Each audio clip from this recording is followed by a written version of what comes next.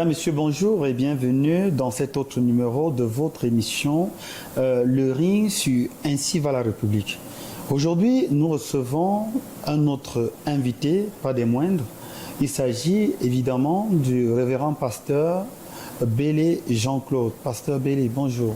Bonjour monsieur. C'est un plaisir de vous recevoir dans notre émission et aussi nous vous disons merci de nous accepter ici chez vous, dans votre Le église. plaisir est partagé.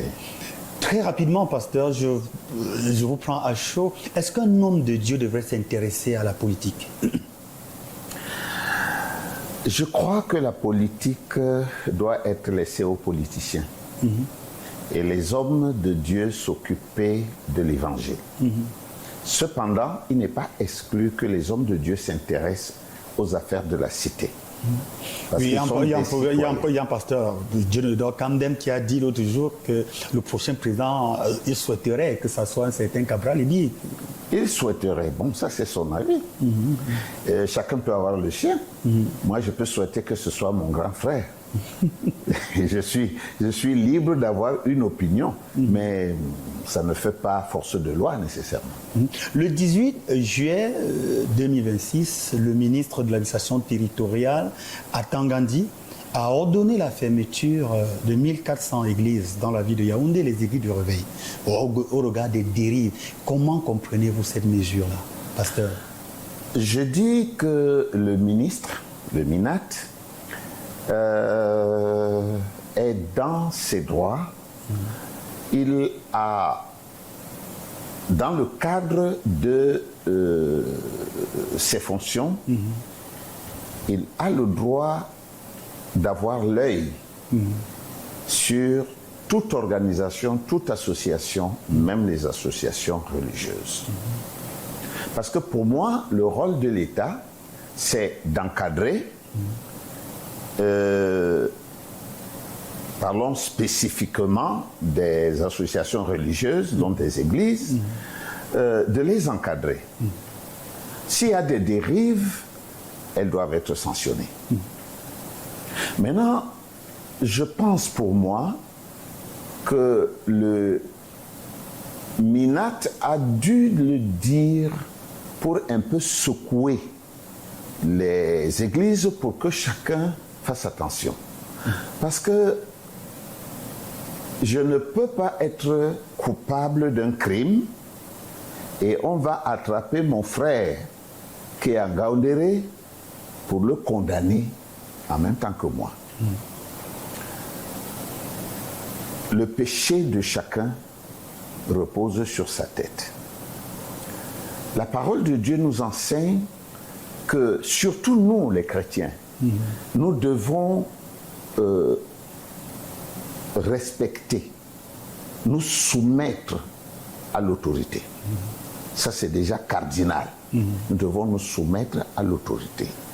Maintenant, l'autorité, dans son rôle d'encadreur, ne doit pas aussi agir très fortement sur tout un peuple, parce que des individus ont manqué à leur devoir.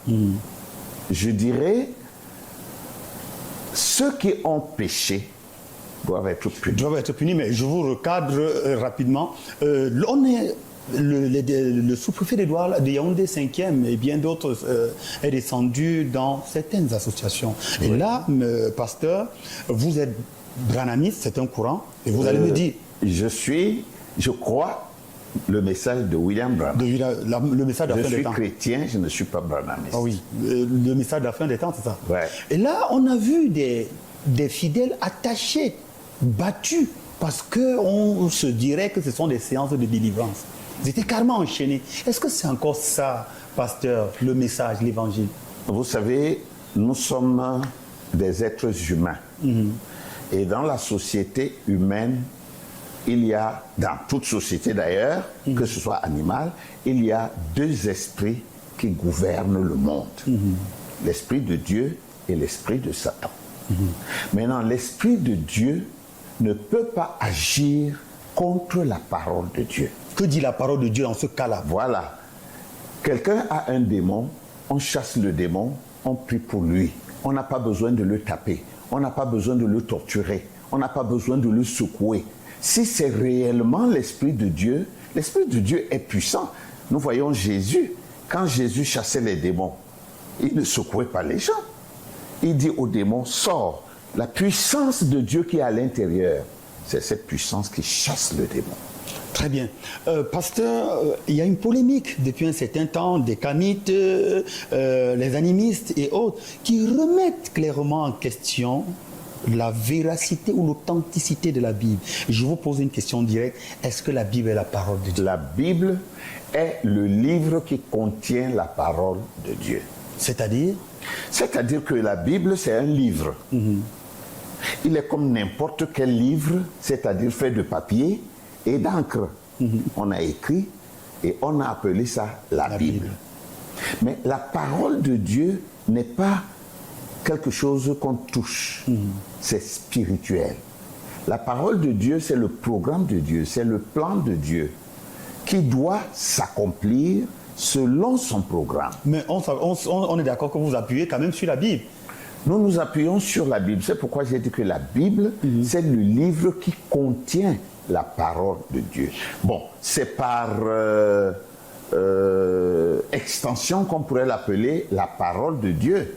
Parce que si je dis je suis un fils de Dieu ou je suis un humain, c'est parce que c'est l'esprit humain qui est en moi. Mais je sais que je suis un animal, comme le chien, comme le bœuf, comme n'importe quoi. Mais parce que j'ai en moi l'esprit humain, dont l'esprit sapiens, c'est ça qui fait de moi un homme. C'est la même chose pour la Bible. La Bible a en elle, ce qui est écrit là, c'est la pensée de Dieu. Et c'est donc la parole de Dieu. Et maintenant qu'il y a la loi du contenu et du contenant. Le contenant prend le nom du contenu et sa gloire.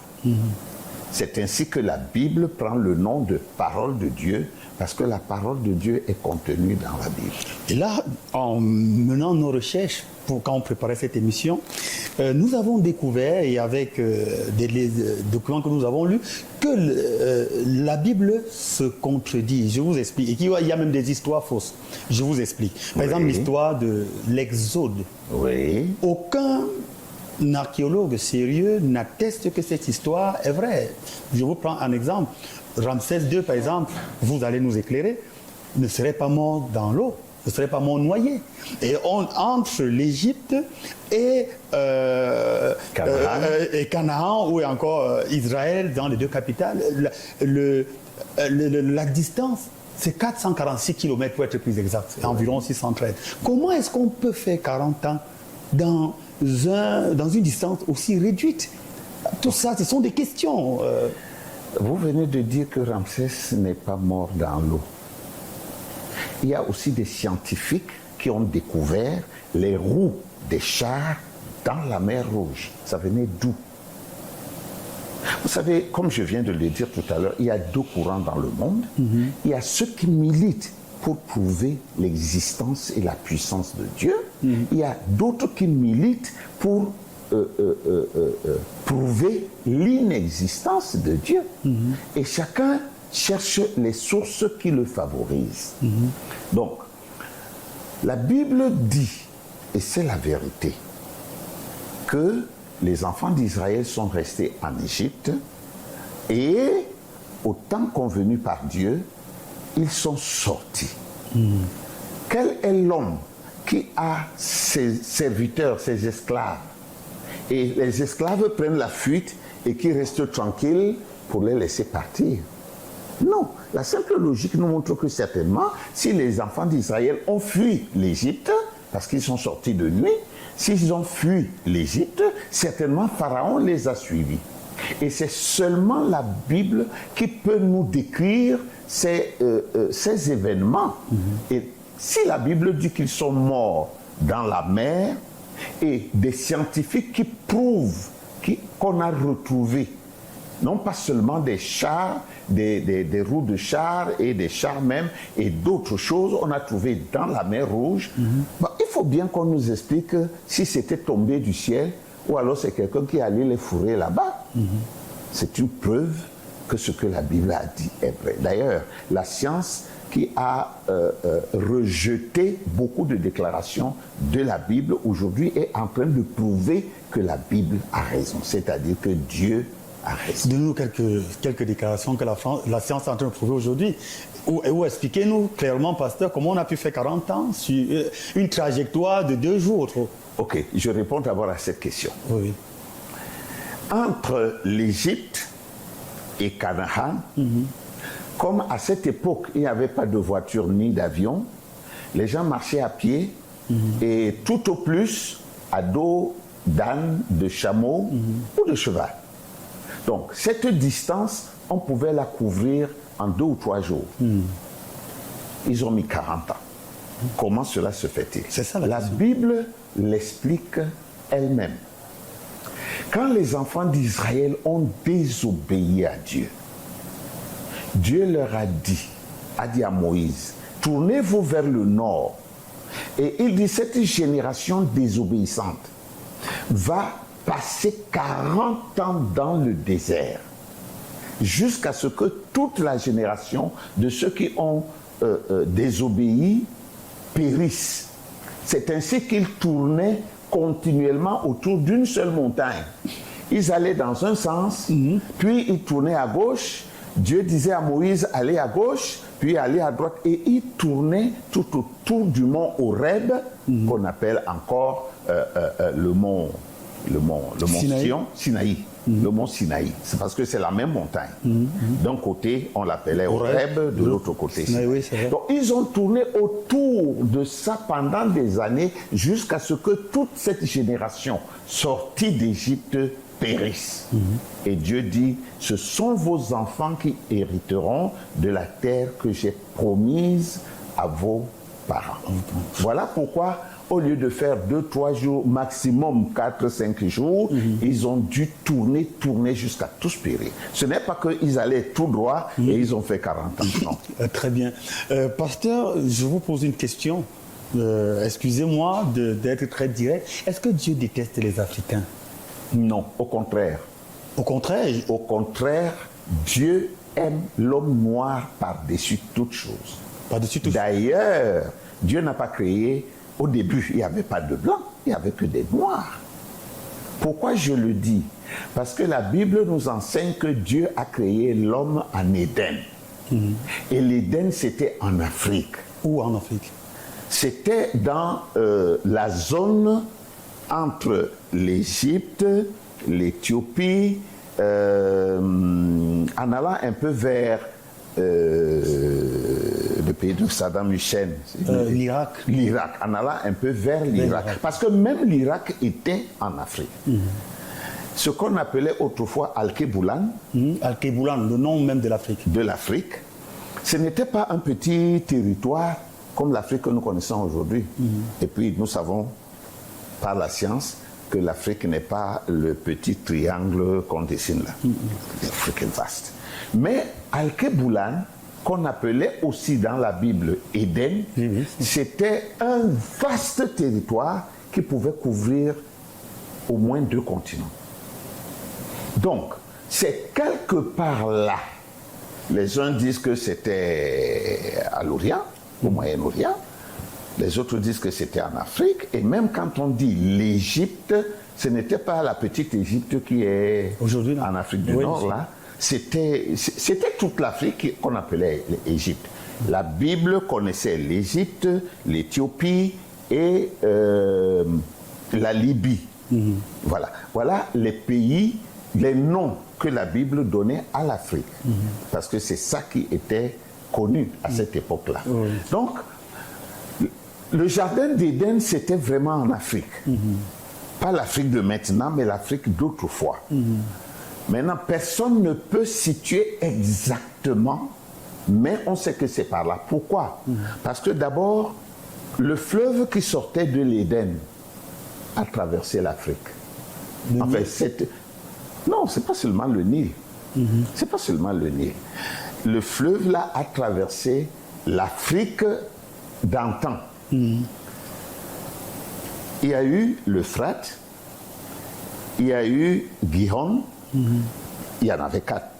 Bon, ce qu'on appelle aujourd'hui le Nil, c'est l'une des branches de ce fleuve-là. Il y a le Tigre, qui est l'autre branche de ce même fleuve. Les autres, on ne peut plus les identifier maintenant. Donc, la vie a commencé en Afrique. La grande majorité des hommes de science le disent aujourd'hui. Oui. Ça a été prouvé. Et si la vie a commencé en Afrique, ça veut dire et que l'Éden était en Afrique, alors Dieu a créé l'homme en Éden.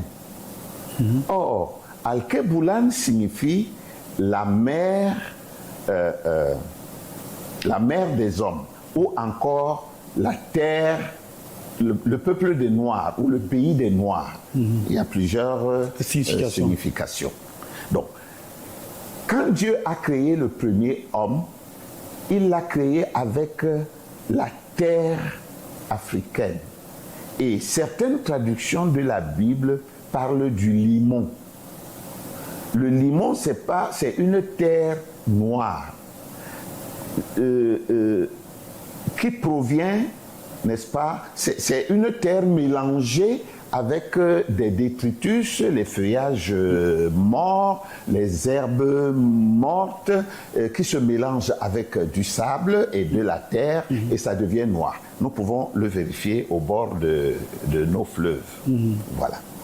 C'est avec le limon de la terre que Dieu a créé l'homme.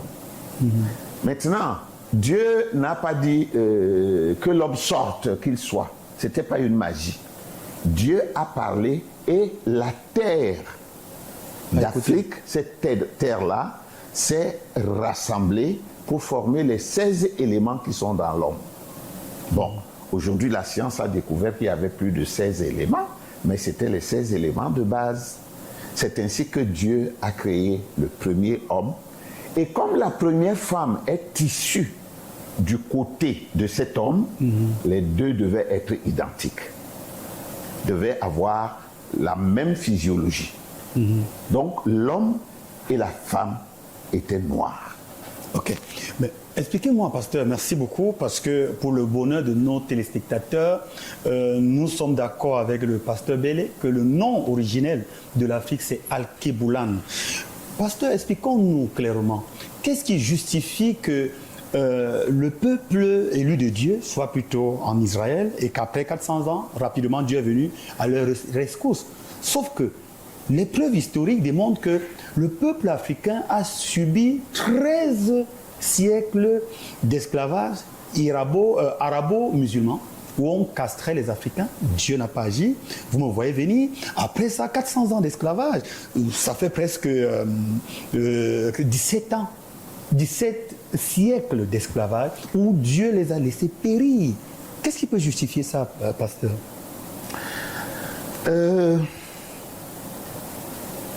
Je sens qu'il y a très peu de temps pour expliquer, pour répondre largement aux questions. Allez-y. D'accord. Qu'est-ce qui justifie que Dieu, s'il aime vraiment l'Afrique et l'homme noir, qu'est-ce qui fait que Dieu ait fait des faveurs à Israël plutôt qu'à l'Africain? Bien sûr. Ok. Disons que Dieu est un Dieu jaloux. C'est écrit dans la Bible. Et Dieu est un père. Et un père qui aime ses enfants ne les gâte pas. Il les châtie. Alors Dieu châtie ceux qu'il aime. C'est Paul qui le dit dans le livre des Hébreux. Dieu a pris un noir pour être son porte-parole. Cela pourrait nous ramener loin en arrière au temps de Noé. Noé a été sorti du déluge avec sa famille. Nous le savons. Noé était noir? Noé était noir. Okay. Pourquoi Noé était-il noir? Parce que c'est ce que je commençais justement à dire tout à l'heure, que le premier homme, la première femme que Dieu a créée était des noirs. Maintenant, avec le temps, il y a eu des changements de teint, il y a eu des albinos. Par exemple, Japheth était un albinos. Bon, donc de Adam à Noé, toute la terre était des noirs. Parce que même les albinos là, c'était des noirs, mais ils n'avaient pas la mélanine. Ils avaient perdu la mélanine. La mélanine, oui. Voilà. Nous savons aussi que c'est des sélections naturelles. Hein. Ils avaient perdu la mélanine. Et c'était le problème de Japheth. Donc jusqu'à Noé, c'était des noirs. Il n'y avait pas d'hommes blancs. D'ailleurs, les hommes de science disent que les hommes blancs, il y a seulement environ 200 000 ans qu'ils ont commencé. Qu'on les a vus sur la Terre. Ça, c'est vrai. Et même, ils n'étaient pas déjà tout blancs. Nous avons vu, par exemple, l'ancêtre des Anglais. Oui, qui est noir. Il n'était plus tout noir. Très noir, oui. Mais il n'était plus tout noir. Mais il était quand même noir. Un noir un peu clair. Voilà. Et nous voyons, on nous appelle des hommes de couleur. Parce qu'en réalité, il y a toutes sortes de couleurs chez nous. Il y a des noirs mat, il y a des noirs brillants, il y a des marrons, il y a des bruns, il y a des clairs, il y a même des noirs qui sont comme des blancs. Mais c'est des noirs.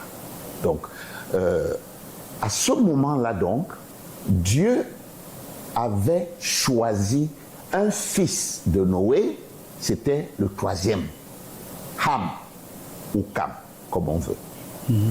C'est Ham qui avait été initié par Noé pour le remplacer en tant que prophète de Dieu. Il avait donc le bâton de commandement, le bâton prophétique de commandement. Malheureusement, nous connaissons l'histoire toujours par la Bible, que Cam a raté un épisode de sa formation. Il avait déjà été initié. Oh, je ne sais pas si je peux entrer dans tout ça. Oui, bien sûr. D'accord. Nous savons, dans nos traditions, nous, les Bantous, que généralement, le père de famille ne vit pas dans la même maison que sa femme et ses enfants. Oui. Nos frères de l'Ouest ont encore ça. Un monsieur qui a beaucoup de femmes, il construit sa maison là-bas, au fond. Les femmes ont leur maison et leurs enfants. Quand un étranger vient, il va le trouver, un étranger important, il va le trouver dans sa maison. La femme n'est pas là, les enfants ne sont pas là. C'est ainsi que personne n'avait le droit d'entrer dans la maison de Noé sans que Noé l'ait appelé ou alors sans qu'il ait demandé la permission. Nous voyons un exemple avec l'histoire d'Esther chez Assuérus. Chez Assuérus. Pour entrer chez Assuérus, il fallait une permission.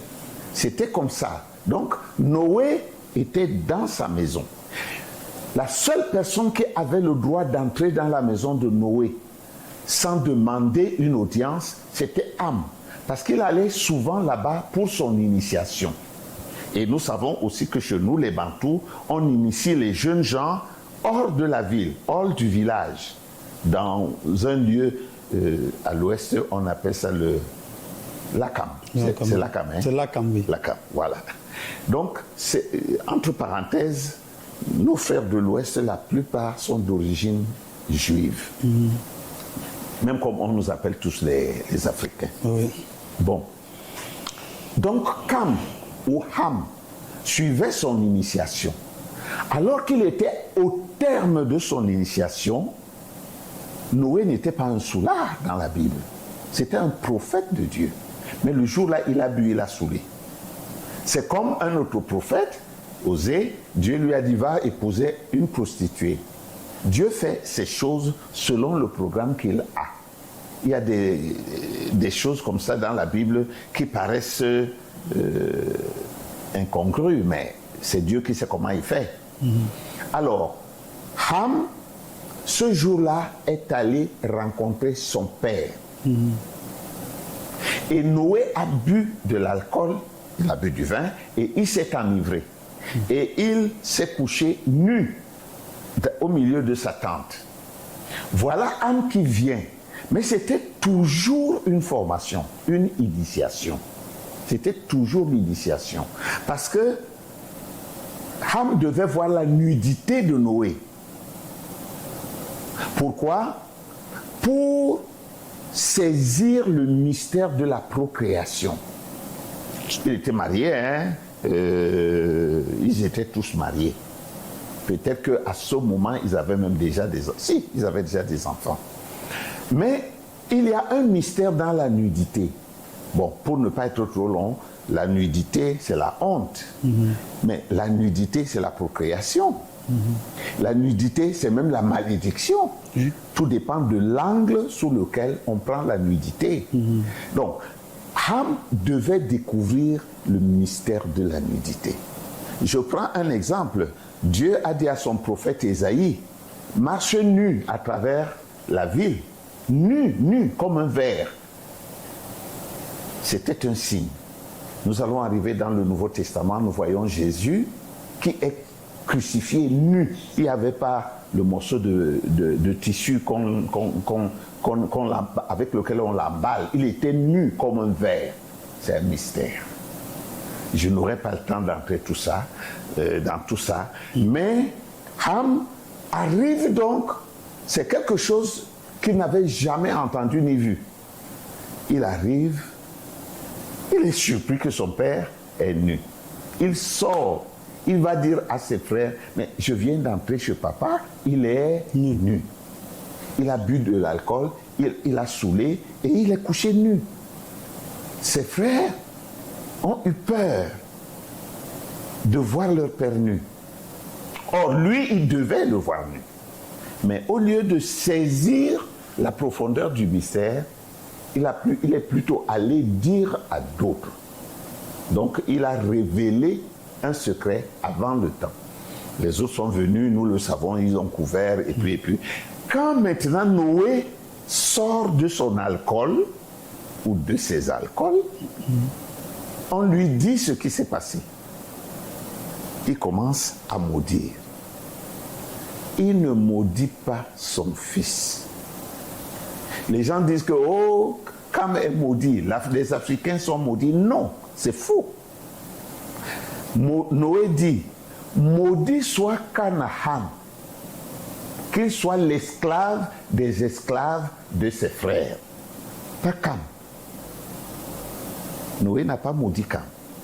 Mais Noé a maudit Canaan. Bon, on dira que Canaan est le quatrième fils de Ham. Donc c'est quand même Ham quelque part qui est concerné. Parce que les Cananéens étaient des Noirs. Bon. Plus tard, c'est parce que dans la parole de Dieu, il y a deux sortes de malédictions. Il y a une malédiction temporaire et il y a une malédiction définitive. Canaan a été maudit temporairement parce que par la suite, nous voyons que Dieu a même utilisé les Cananéens comme ses serviteurs et tout. Bon, je ne vais pas aller loin là-bas. Oui, je vais donc terminer en disant que l'Africain n'a pas été maudit. Deuxièmement, si Dieu châtie ou a châtié l'Africain, c'est parce que l'Égypte, donc l'Afrique, a fait une chose que Dieu avait interdite. Laquelle? Dieu avait un problème avec son fils, c'est-à-dire Israël. Et Dieu avait décidé d'éradiquer le royaume du Nord, parce que Israël a connu un schisme. Le royaume du Nord, qui adorait des idoles, Dieu a voulu balayer complètement ce royaume. C'est pourquoi Dieu a envoyé des rois assyriens, par exemple Salmanasar, par exemple Tiglath-Pilnéser, par exemple Sargon. Tous ces rois-là, il les a envoyés et ils ont pris, on appelle ça, ils ont capturé. Ils les ont amenés en captivité, les enfants d'Israël. La guerre était si forte que beaucoup ont fui. Et ceux qui ont échappé à la guerre sont allés en Égypte. Et une partie de ceux qui avaient été amenés en captivité en Assyrie ont fui et sont allés en Égypte. Toute la Bible montre que quand Israël était en danger, ils allaient se réfugier en Égypte. Même le Fils de Dieu, c'était pareil. Alors maintenant, Israël était chassé par Dieu. Et Dieu leur avait dit, n'allez pas en Égypte. Mais ils sont allés en Égypte, ça c'est dans le livre de Jérémie, et les Égyptiens les ont reçus. Les Égyptiens servaient Dieu. Les Égyptiens étaient le peuple de Dieu. D'ailleurs, le prophète Ésaïe dit que le temps va venir où Dieu va restaurer l'Égypte, c'est-à-dire l'Afrique, et il appellera l'Afrique mon peuple. Et Israël sera le troisième, parce qu'il y a l'Égypte, la Syrie et Israël. Donc, parce que l'Égypte a usé d'orgueil, il dit, le fleuve, c'est à moi. Parce que le symbole de l'Afrique, c'est le crocodile. C'est le symbole de toute l'Afrique, même si ça a changé par-ci, par-là. Bon, maintenant, Dieu a donc, à ce moment-là, Dieu a décidé de châtier l'Afrique. Vous pouvez, nos auditeurs peuvent lire dans Ésaïe chapitre 19, tout ça est contenu. Il y a d'autres chapitres, mais c'est surtout celui-là. Voilà, très bien compris. Voilà pourquoi l'Afrique jusqu'aujourd'hui souffre. Mais il y a une promesse. L'Afrique est en train de se relever. Ça commence et ça va monter. Et l'Afrique va réoccuper sa position.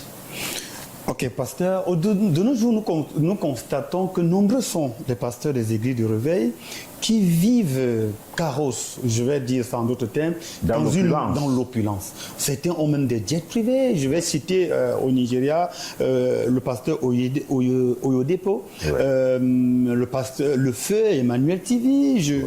Au Cameroun, il y en a qui ont des églises de 5000 places, qui ont un niveau de vie vraiment, qui sont richissimes, je vais dire ça comme ça.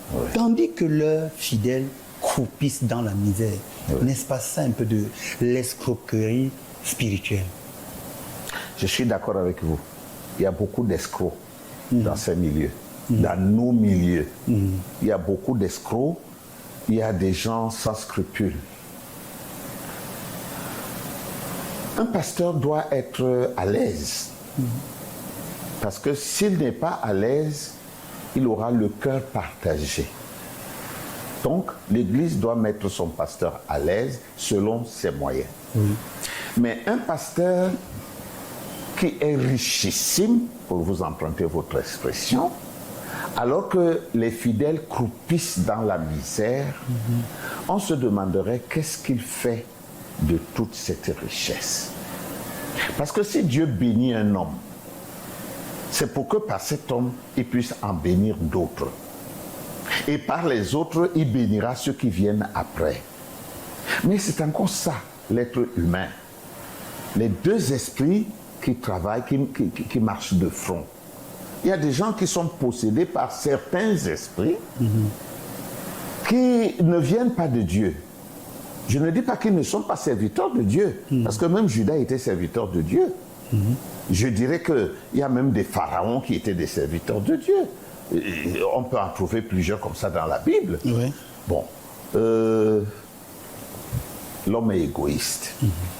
Ce n'est pas parce qu'il est pasteur d'une église de réveil, mais parce que sa nature, c'est comme ça. Je connais aussi des pasteurs que Dieu a bénis, mais leur richesse, leur bénédiction ne sont pas pour eux-mêmes ou pour eux seuls. Je vous donne un exemple. Je prends Branham. Branham était un monsieur... William Marion Branham, le précurseur du message du temps de la fin. Le porteur. Le porteur, oui. William Marion Branham pouvait être plus riche que n'importe qui d'autre sur la terre en son temps. Parce que c'est un monsieur que Dieu a beaucoup béni. Les miracles qu'il faisait était surhumain. C'était exactement comme le Seigneur Jésus-Christ en son temps. Il a fait tellement de choses qu'on ne finirait pas d'en parler. Et il recevait l'argent. Il dit qu'il prélevait la dîme. Il donnait à Dieu. Il avait un salaire. Chaque semaine, il avait $400. $400 de cette époque, ça pouvait être peut-être 2 à 4 millions d'aujourd'hui. CFA. Bon, c'était un salaire qu'il devait utiliser pour un mois. Il avait des équipes, il avait des gens à sa charge.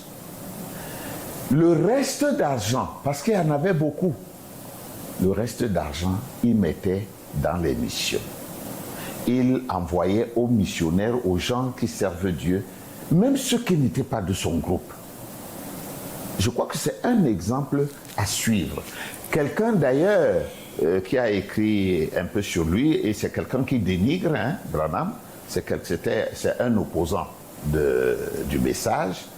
Il a dit, cependant, au milieu de tous ces hommes de Dieu, Branham était exceptionnel parce que son cœur n'était pas à l'argent.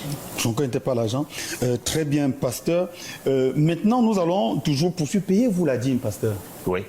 À qui? Parce que les fidèles vous donnent... Les fidèles me payent la dîme. La Bible me demande de payer la dîme de la dîme. Et je la paye à qui? Maintenant, si j'ai un pasteur au-dessus de moi, aujourd'hui je n'en ai pas. Si j'ai un pasteur au-dessus de moi, c'est à lui que je dois payer ma dîme. Parce que dans l'ancien temple, les Lévites percevaient les dîmes des enfants d'Israël, et eux, ils payaient la dîme de la dîme au sacrificateur, je veux dire au principal sacrificateur. On appelle encore... il y a un autre bon, on y va rapidement, pasteur Ebele. C'est pasteur Bélé. Bélé. Bélé. Maintenant, vous n'avez pas un pasteur au-dessus de vous. Voilà comment je paye mes dîmes.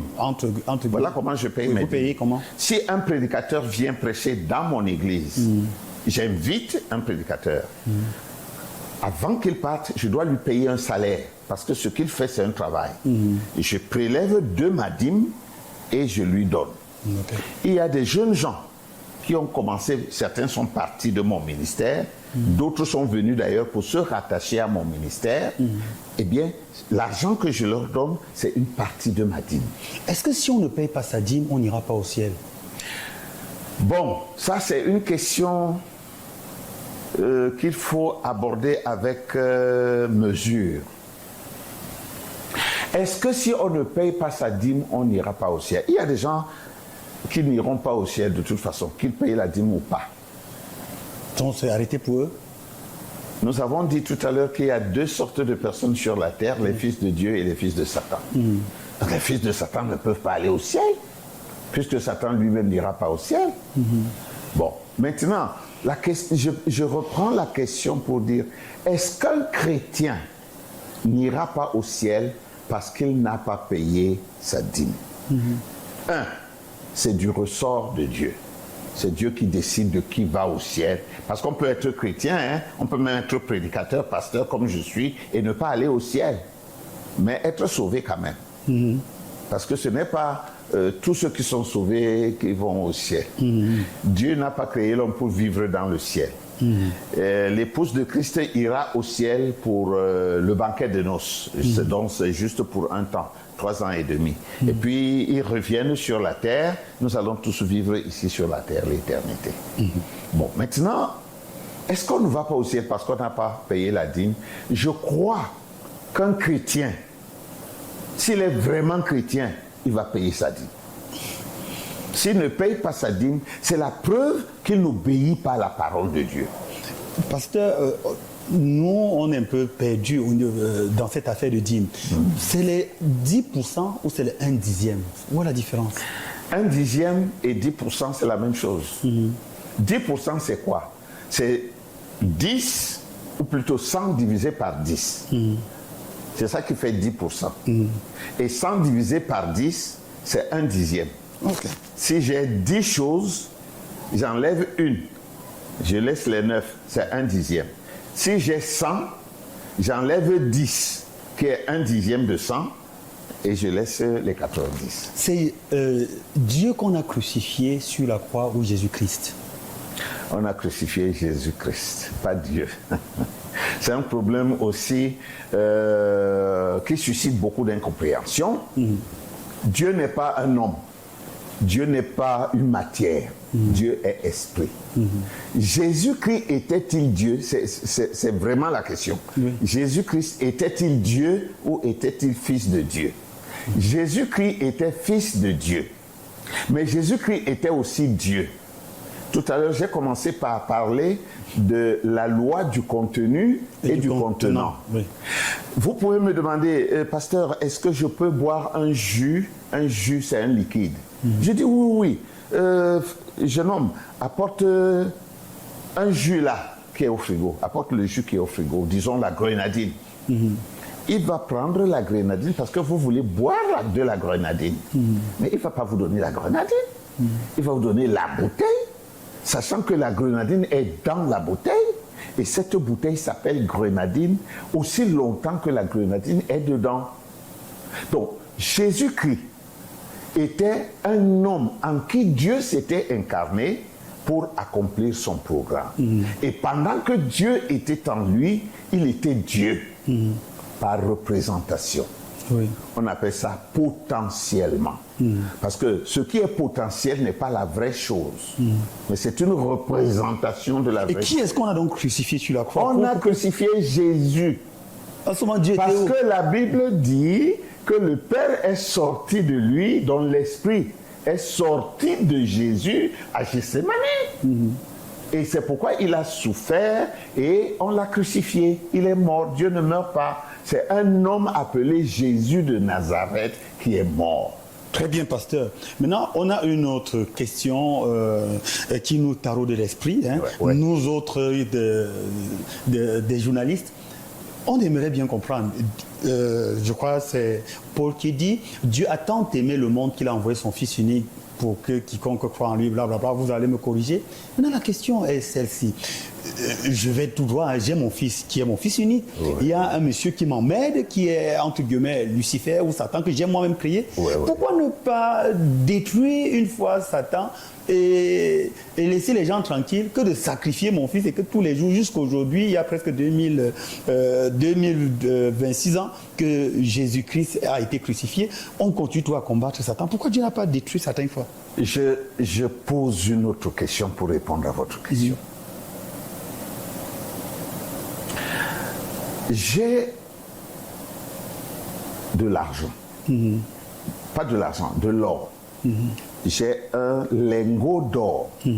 Je sais qu'il va me coûter, je dis n'importe quoi, 1 million. Il va me coûter 1 million. Quelqu'un vole le lingot d'or.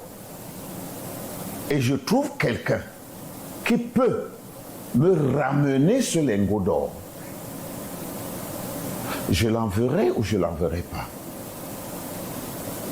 Mais là, dans ce cas, si Dieu savait où se trouvait Satan, pasteur, Dieu savait où se trouvait. Je l'enverrai ou je l'enverrai? Je l'enverrai quand même. Très bien. Alors voilà. Dieu a créé Satan pour accomplir un programme. Oui, pasteur. Dieu n'est pas à la fin de son programme. Il ne peut pas effacer Satan. Il va l'annihiler, certainement. Mais le temps n'est pas encore là. Maintenant, Satan a séduit les enfants de Dieu sur la terre. Dieu a permis ça, puisque nous avons dit que s'il ne le sait pas d'avance, et s'il ne peut pas, il n'est pas Dieu. Voilà. Il peut, il sait, il laisse. Pour prouver à ses enfants, parce que si vous avez des enfants, vous leur donnez tout ce qu'ils veulent, ils ont de l'argent à gaspiller, des vêtements à jeter dans la poubelle, ils mangent, ils versent dans la poubelle et tout. Ces enfants ne comprendront jamais ce que vous avez fait pour eux. Ils comprendront. Ils penseront que c'est acquis, de toute façon c'est comme ça. Or, vous devez les discipliner pour les amener à comprendre que vous sacrifiez votre vie pour eux, pour que eux y vivent. Et Satan, Dieu a laissé Satan séduire ses enfants. C'est pourquoi aujourd'hui tout le monde vient dans le péché. Même si tu vas être, c'est pas moi, le plus grand prophète du monde, tu vas naître dans le péché. Dieu a laissé ça comme ça. Maintenant, Dieu revient pour accomplir son programme, pour racheter ses enfants. Il va les racheter comment? Le péché qu'ils ont commis, c'est le péché du sang. En Éden, Ève a commis le péché du sang. Et Adam s'est associé à elle. Oui. Bon, je sais que si je dis ça ouvertement, ça va ouvrir d'autres pages. Laissons ça de côté. Donc, Dieu vient, il veut absolument sauver ses enfants. Et comme c'est le péché du sang qui les a éloignés de Dieu, Dieu doit verser le sang pour les racheter parce que Dieu est juste. Dieu a dit, le salaire du péché, c'est la mort. Dieu ne peut pas effacer Satan ou éliminer Satan et prendre ses enfants. Il n'aura pas respecté sa parole. Dieu doit donc respecter sa parole aussi pour apprendre à ses enfants de respecter cette parole. Dieu sacrifie donc une personne, son fils, pour sauver les autres fils. Ce n'est pas pour Satan que Dieu le fait, non. Il le fait pour ses autres fils. Les autres fils sont tombés dans le péché. Le seul qui n'est pas tombé dans le péché, c'est son sang qui est pur, c'est ce sang qui doit sauver l'autre sang qui est déjà pollué. C'est pourquoi Dieu laissera son fils mourir à la place de ses frères, tout en sachant qu'il va ramener son fils à la vie. Très bien, pasteur. Maintenant, toujours, bientôt on va sortir pour entrer dans votre courant chrétien. Nous observons, peut-être c'est pareil chez les chrétiens qui croient au message du Branham, que des pasteurs aujourd'hui se disent qu'ils ont le pouvoir, je ne sais pas si c'est vrai, de guérison. D'aucuns ont des pouvoirs de prophétie, ils se font appeler prophètes. Mais on est au niveau du pouvoir de guérison. On s'attendrait quand même que ces pasteurs-là partent dans des hôpitaux où les gens souffrent, sauvent des gens là-bas, empêchent les médecins de leur attribuer parfois des médicaments qui ont des effets secondaires. Pourquoi ces pasteurs, entre guillemets, qui ont les pouvoirs de guérir toutes les maladies, ne vont pas dans les hôpitaux sortir les gens? Je vais répondre à votre question sur deux volets.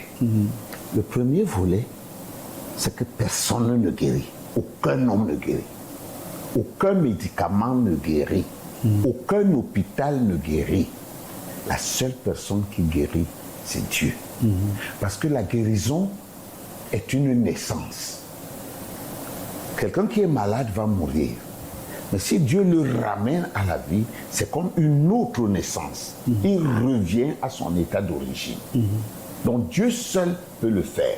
Si quelqu'un vous dit « j'ai la puissance de guérison », c'est un menteur. Nous prions pour les malades et les malades guérissent. Ce que la Bible dit, c'est que Jésus nous a donné l'autorité. L'autorité n'est pas la puissance. L'autorité, c'est le droit d'utiliser quelque chose. Mais cette chose, la force pour déloger cette maladie ne vient pas de moi. Elle vient de Dieu. Et si Dieu ne veut pas guérir une personne, priez, jeûnez, faites tout ce que vous voulez, la personne ne guérit. Est-ce que vous priez, parce qu'en montant ici, nous on a lu les jours de prière sur des malades, et qui guérissent vraiment, pasteur? Oui. Vraiment? Mais c'est Dieu qui guérit. Oui, je comprends bien. Est-ce qu'il y a des cas où... il y a beaucoup de cas. Il y a même des fous qui reviennent à leur bon sens. Il y a des femmes stériles qui ont des enfants. Après des années, il n'y a rien.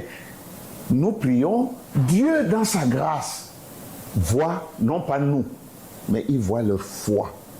Parce que Dieu agit sur la base de la foi. C'est pourquoi notre prophète, William Branham, nous a dit que la puissance de guérison n'est pas dans le prédicateur qui prie. La puissance de guérison est dans le malade. Parce que c'est lui qui doit avoir la foi de la guérison. Donc s'il a la foi de la guérison, même si c'est un incrédule qui prie pour lui, il va guérir.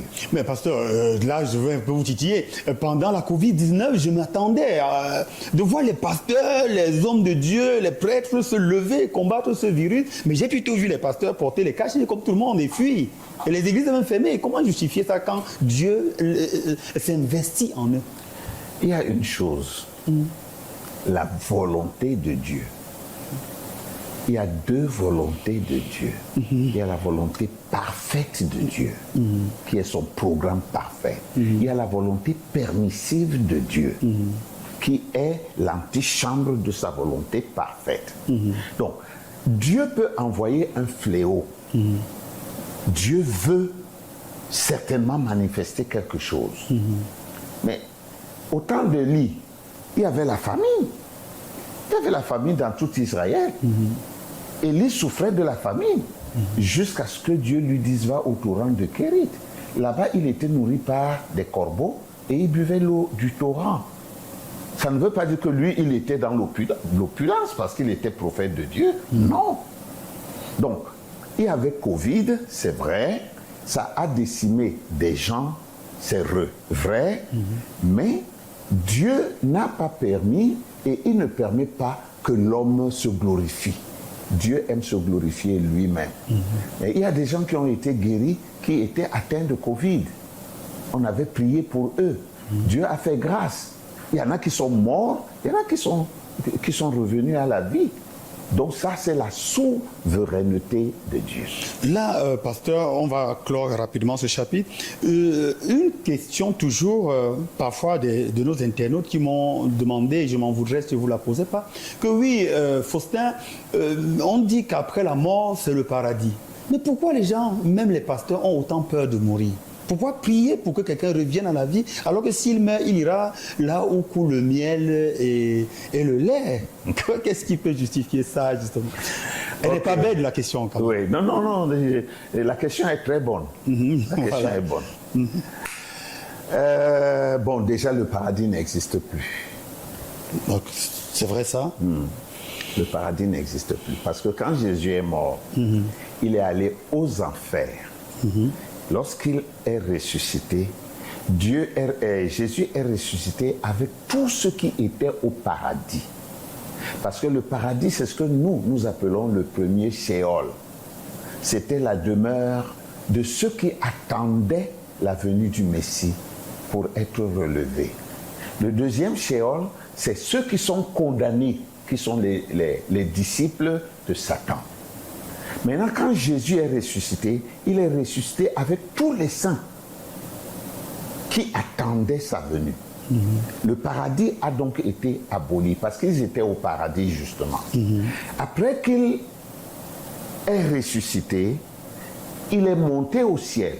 Et la Bible nous dit qu'il est monté au ciel avec des saints. Parce qu'on a vu, il a été englouti dans une nuée blanche. Et Paul, dans les Hébreux, va nous dire que cette nuée blanche, c'est une multitude de témoins. Alors, il est monté avec tous ces saints-là qui attendaient sa venue, et il n'y a plus de paradis. Ils sont allés à la 6e dimension, c'est-à-dire sous l'autel de Dieu. Il y a beaucoup de passages qui parlent de l'autel de Dieu et de ceux qui sont sous l'autel de Dieu. Par exemple, dans le livre de l'Apocalypse, on en parle. Donc, ceux-là, ils sont... Bon, je voulais d'abord expliquer que le paradis n'existe plus. Maintenant, ils sont à la 6e dimension.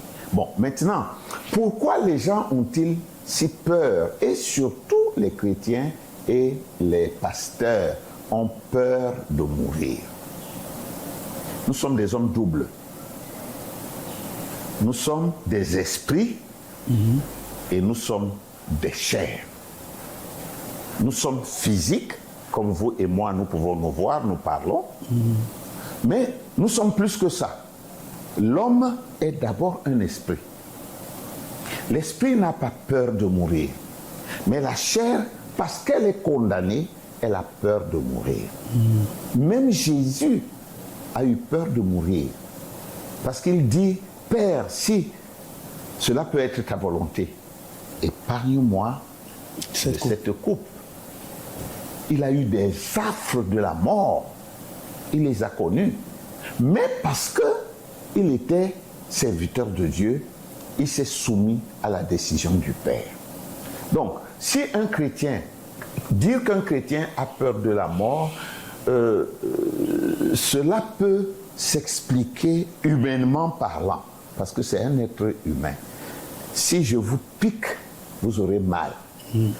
Si vous me piquez, ce n'est pas parce que je suis pasteur que je n'aurai pas. Et pourquoi les mal. pasteurs prient alors pour ramener les gens à la vie, alors que qui sont des hommes, quand quelqu'un est mort, je crois qu'on devrait plutôt prier pour qu'ils partent. Mais vous priez pour les ramener à la vie et les ressusciter. Oui, l'apôtre Paul dit, j'aurais bien voulu aimer être maintenant avec le Seigneur. Et c'est la meilleure chose. Mais à cause de vous, j'aimerais rester. Donc, nous prions, Dieu ne nous a jamais dit de prier pour que quelqu'un meure, mais il nous a dit de prier pour que quelqu'un revienne. Maintenant, notre prière ne conditionne pas Dieu. Notre prière doit se soumettre à la volonté de Dieu. Si je prie et que Dieu veut que ce mort revienne, il va revenir.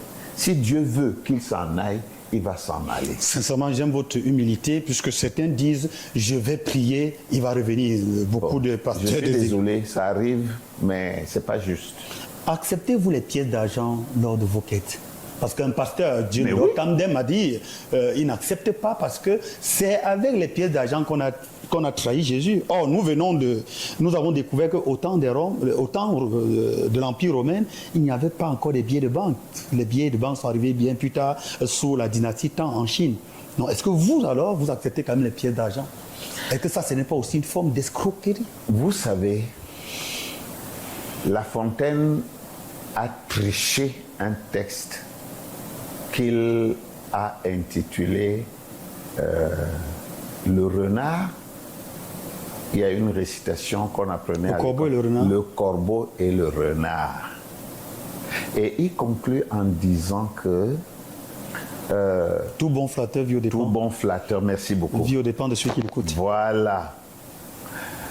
Le corbeau a perdu sa galette parce que le renard parlait bien. Mais c'est une escroquerie de la part du renard. Oui. Au temple, Jésus a vu une veuve. Et cette veuve n'a donné que 2 sous. Disons, à tout casser, 2 pièces de 100 francs. Et Jésus l'a félicité au milieu de tous ceux qui avaient donné, j'allais même dire les résidus de leur richesse. Moi, je crois de tout mon cœur et selon la parole de Dieu que chaque chrétien doit donner selon ses potentialités. Et on n'a pas à blâmer quelqu'un parce qu'il a donné 100 francs ou une pièce de 25. Non, il donne ce qu'il a. Et il donne de tout cœur, Dieu le bénira. Il le bénira plus que celui qui a donné un chèque de 10 millions. Parce qu'il en a trop. Donc moi je dis, c'est un homme de Dieu, je ne veux pas le juger, mais je dis que ce ne serait pas juste de faire comme ça. Ce n'est pas scripturaire dans tous les cas. Ok, là nous entrons maintenant dans votre domaine ou encore dans votre courant chrétien. Vous êtes pasteur du message de la fin des temps. Message porté par le prophète américain William Marion Branham. Certains vous taxent de sectaire et même diraient que le prophète Marion Branham était franc-maçon. Et que vous, aujourd'hui, vous le déifiez. Parce que dans toutes les églises dites branhamistes, il y a sa photo avec la colombe. Dans vos maisons, vous écoutez son message. Dans vos bureaux. En fait, un peu, c'est le défier. Que dites-vous? Voilà. Il y a 3 points dans ce que vous venez de dire. Premièrement, William Branham, nous ne le déifions pas. Mais nous avons identifié en lui l'homme que Dieu avait promis d'envoyer sur la terre au temps de la fin pour ramener les Écritures dans leur contexte. Je suis en train de citer ici Malachie, chapitre 4, où il est écrit que « Voici, je vous enverrai Élie, le prophète. Il ramènera le cœur des pères à la foi de leurs enfants et le cœur des enfants à la foi de leurs pères, de peur que je ne vienne et que je ne détruise le pays. » Jean-Baptiste est venu avec l'esprit d'Élie pour amener le cœur des pères, les pères de l'Ancien Testament qui étaient encore vivants au temps de Jésus, à la foi naissante de leurs enfants. Mais c'est tout ce que Jean-Baptiste a fait. Dans le livre des Actes des Apôtres, au chapitre 3, c'est Pierre qui va dire que le ciel va retenir Jésus jusqu'au temps de la fin, où Dieu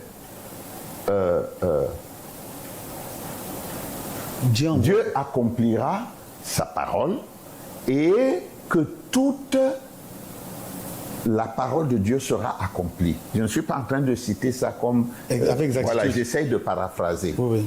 Donc, Jean-Baptiste était déjà mort, cette prophétie n'était pas encore complètement accomplie. Elle était accomplie en partie. Il fallait donc quelqu'un qui, lui, ramènerait le cœur des enfants de la dernière génération, à la fois des pères apostoliques de la première génération chrétienne. Et tout au long de l'histoire, et en ce temps de la fin particulièrement, nous avons identifié William Branham comme quelqu'un que Dieu a envoyé pour accomplir cette parole, cette prophétie. Déjà, c'est un monsieur qui n'était pas à l'école. Il a fait à peine le cours moyen 2 de son temps. C'est un monsieur qui est né de manière très simple, je veux dire, parmi le bas peuple. Bon, et beaucoup d'autres choses, je vais parler en détail. Mais William Branham, Dieu l'a appelé, Dieu s'est manifesté visiblement devant des foules quand Branham était sur scène. Beaucoup de choses, je ne peux pas non plus entrer dans les détails, sauf si vous me le demandez. Maintenant, Branham, sans avoir été dans une école de théologie, sans avoir été dans une quelconque formation, Dieu lui a donné la capacité de réconcilier les Écritures aux Écritures. Ce n'est même pas seulement à cause des grands miracles qu'il a accomplis, mais cette chose-là, c'est une référence dans le ministère d'Élie, le prophète qui était promis. Alors nous avons reconnu qu'en ce temps de la fin, Dieu a envoyé un homme, fût-il américain, s'il avait été même asiatique, s'il accomplit ce que Dieu a dit, alors il est l'envoyé de Dieu. Pourquoi ces photos partout? Oui, oui. Pourquoi ces photos partout? Voilà, c'est ça, c'est même à ça. Ah oui, oui, c'est ce que je dis. Pourquoi nous avons ces photos? Premièrement, si vous aimez quelqu'un, nous le voyons dans beaucoup de maisons, vous entrez, vous trouvez, oh, celui-ci c'est mon père. Celle-là, c'est ma mère. Voilà ma femme décédée. C'est mon premier fils, il est mort assis ou à ça. C'est d'abord ce sentiment d'appréciation. Maintenant, dans les églises, ce n'est pas la photo de Branham. C'est qui? Voilà. Cette photo où est Branham, c'est la photo de la colonne de feu. Oui, il y a la colonne derrière. La colonne de feu, c'est quoi? C'est l'ange de l'Éternel. C'est la puissance, c'est le Saint-Esprit qui accompagnait les enfants d'Israël. Parce qu'il y avait une colonne de feu la nuit, une colonne de nuée le jour. La Bible le dit. Oui. Et c'est ça que Moïse et les enfants d'Israël suivaient. Cette colonne de feu a parlé à Branham. Et c'est elle qui conduisait Branham. Et quand on a pris cette photo, la colonne de feu était au-dessus de sa tête. Elle a été analysée, la photo a été analysée. Dans les grands laboratoires, oui. Oui, oui, oui. Dans les grands laboratoires américains. Oui, oui, justement, nous on a découvert ça Voilà. pour préparer cette émission. Et l'homme le plus qualifié dans ce domaine-là a attesté que c'est une photo surnaturelle. Parce que la caméra ne peut pas saisir un esprit. C'est la première fois que cela se faisait. Cette photo, cette colonne de feu a apparu avec Branham dans d'autres photos. Si nous l'avons dans nos églises, Ce n'est pas à cause de Branham, parce que nous avons beaucoup de photos de Branham, nous ne les affichons pas, mais c'est à cause de cette colonne de feu qui est pour nous un symbole du retour de la colonne de feu sur la terre. Parce que la colonne de feu, depuis qu'elle a disparu du temps de Paul, elle n'a plus jamais apparu jusqu'à ce que Branham vienne sur la terre. Oui. C'est pourquoi nous avons ces photos dans nos églises. Eh bien, vous dites qu'il est prophète, sauf que nous avons découvert que certaines de ces prophéties n'ont pas été accomplies. J'aimerais connaître laquelle. Oui, dans l'une de ces, prophéties, il dit, avant que son fils Billy ne meure, Oui. les États-Unis, j'allais dire Los Angeles, sera englouti par la mer. Billy Oui. n'est plus. Oui, Billy n'est plus, Billy est mort. Personne n'a jamais lu ça dans une brochure. Si quelqu'un a lu, qu'il apporte, qu'il me montre. Personne n'a jamais lu ça dans aucune brochure. Ça, c'est le témoignage de Billy. Billy n'est pas le prophète. C'est Billy qui a rendu témoignage que Oui. c'est comme ça que ça s'est passé avec son père. C'est ce que son père lui a dit. Mais le même Billy dit qu'il a vu l'ange qui parlait à son père aussi. Hein. Oui, son père dit Lui a qu'il fait- a vu l'ange. Oui. Son père dit que Billy a vu l'ange. Oui. Oui. Nous le croyons parce que le prophète l'a confirmé. Ok. Mais si chacun, nous devons croire les témoignages de tous ces hommes-là, nous ne savons pas où nous allons mettre de la tête. Parce que chacun d'eux a ses témoignages, mais qu'ils ne sont pas confirmés. Vous appartenez à quel courant? Parce que dans le courant de Branham, il y en a qui n'écoutent que les bandes. les prédications de Et Branham. d'autres qui enseignent. Finalement, vous appartenez à Non, quel? personnellement, je crois que les bandes ont été enregistrées pour garder L'authenticité? l'authenticité du message.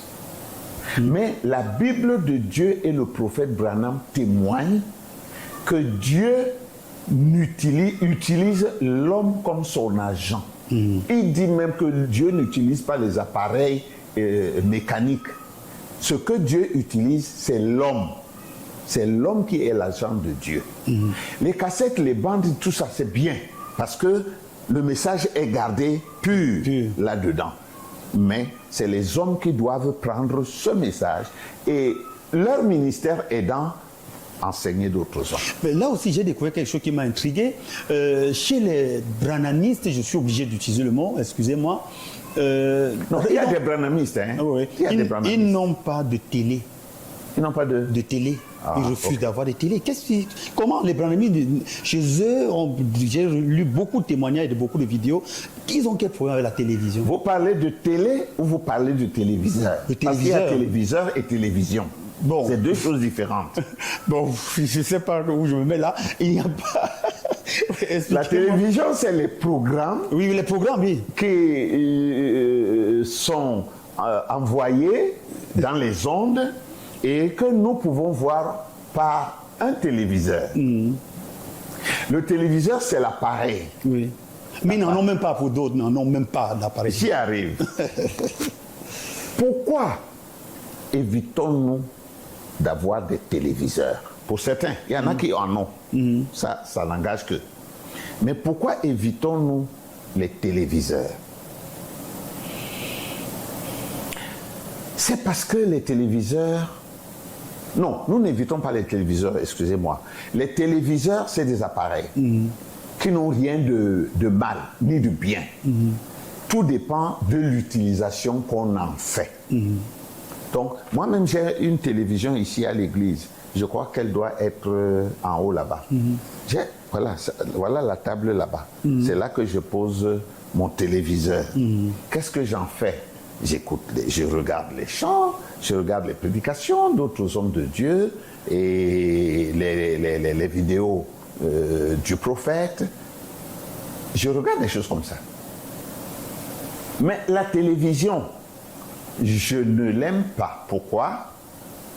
Parce que il y a dedans des programmes qui détruisent. Et il y a plus de programmes qui détruisent que de programmes qui édifient. Moi, avec ma petite maturité, je peux regarder et discerner ce qui est bien, ce qui n'est pas bien, faire la part des choses. Est-ce que mes enfants vont pouvoir le faire? Non. Ils vont même être plutôt emportés. La preuve, c'est qu'on n'a même pas besoin d'expliquer ça. Nos enfants aujourd'hui, nous pleurons parce qu'ils sont récalcitrants, ils sont délinquants, ils sont tout ce que nous mettons sur eux, à tort ou à raison. Mais qu'est-ce qui fait ça? Nous étions jeunes. Il y avait à peine une radio dans un quartier ou dans un pâté de maison. À peine une radio. Nous n'avions pas les distractions que nos enfants ont aujourd'hui. À cause des télévisions. Pire, encore aujourd'hui, les téléphones Android. Vous n'en donnez pas à vos enfants les smartphones? Je donnerai à mes enfants, bon, à mes petits-enfants, parce que mes enfants sont déjà grands. Oui. Chacun vole de ses propres ailes. Mes petits-enfants sont encore mineurs. Je leur ai dit, je ne leur donnerai pas un téléphone avant qu'ils aient le bac. Quand ils seront à l'université, je crois que l'esprit commencera à s'ouvrir. Ils auront l'esprit critique. Voilà, c'est ça. Mais pour le moment, je ne le ferai pas. Une question pour sortir, puis nous sortons de cette émission. Est-ce que le chrétien devrait boire la bière? Est-ce que le chrétien devrait... Ça, je donnerai mon avis, parce que Oui. le mot bière n'existe pas dans la Bible. Ou de boire l'alcool? L'alcool. Je sais que dans la Bible, les hommes de Dieu ont bu de l'alcool. Il n'y a pas jusqu'à Paul qui exhorte Timothée D'en prendre un peu? d'en prendre un peu à cause de son mal d'estomac. On dit souvent d'en prendre un peu, mais on oublie de compléter la phrase. À cause de son mal d'estomac. Le vin était certainement un médicament à cette époque contre les maux d'estomac. Aujourd'hui, on utilise le vin pour fabriquer les médicaments et nous les consommons. Est-ce qu'un chrétien devrait ou ne devrait pas boire de l'alcool? Personnellement, je dirais un chrétien ne devrait pas boire de l'alcool pour de l'alcool. C'est-à-dire? C'est-à-dire le plaisir de prendre un verre d'alcool et de boire. Parce que moi, je bois l'alcool quand je prends la communion. Je n'en bois pas un verre entier, mais j'en bois un peu. Un peu, c'est toujours l'alcool. Moi, je consomme de l'alcool quand je prends certains médicaments. Il y a l'alcool dedans, mais c'est pour le bien. C'est pas pour le plaisir charnel de boire. Maintenant, l'apôtre Paul va nous expliquer pourquoi un chrétien devrait éviter. Parce qu'il dit que si ma viande, donc mon pain, est une occasion de chute pour un esprit faible, je ferais bien de ne pas manger de la viande.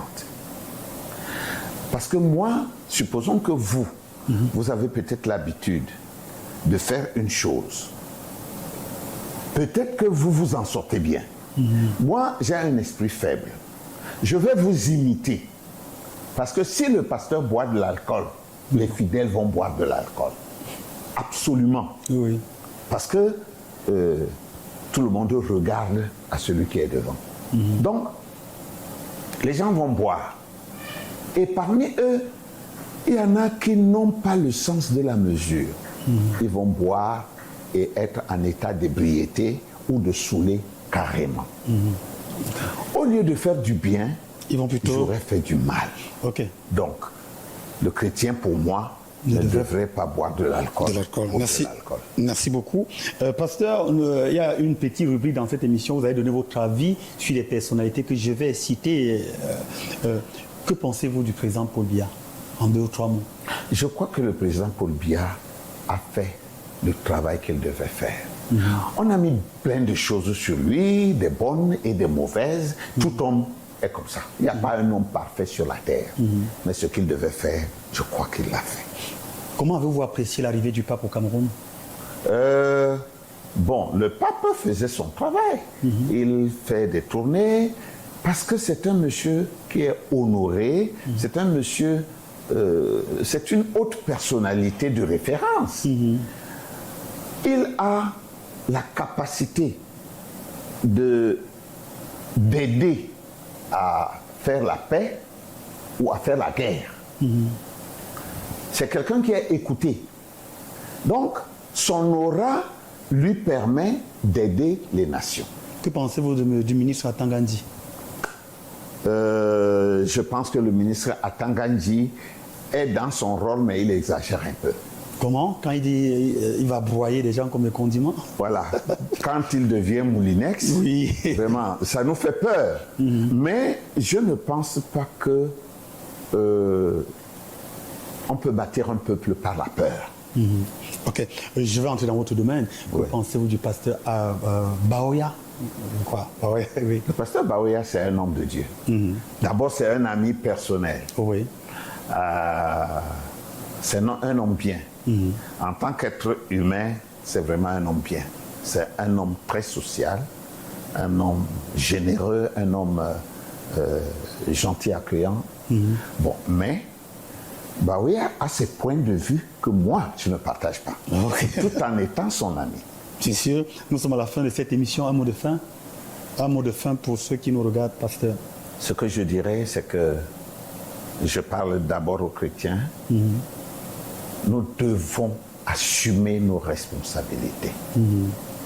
Parce que Jésus a dit que nous sommes la lumière du monde. Mais si la lumière devient ténèbre, vous ne pouvez pas amener les gens à la lumière. En tant que chrétiens, nous devons donner un bon exemple. Que ce soit dans la société, que ce soit dans l'Église, que ce soit dans notre vie personnelle. Parce que nous sommes des porteurs-étendards du royaume de Dieu. Amen. Voilà qui est bien compris. Nous recevions aujourd'hui le pasteur Bélé Jean-Claude, c'est ça? Jean-Paul. Jean-Paul. Bélé Jean-Paul, pasteur du message du temps de la fin. D'ici à là, portez-vous bien. Ciao, ciao. Merci beaucoup. Que Dieu vous bénisse et qu'il bénisse cette œuvre, qu'elle puisse prospérer et qu'elle atteigne le maximum de personnes. Merci beaucoup.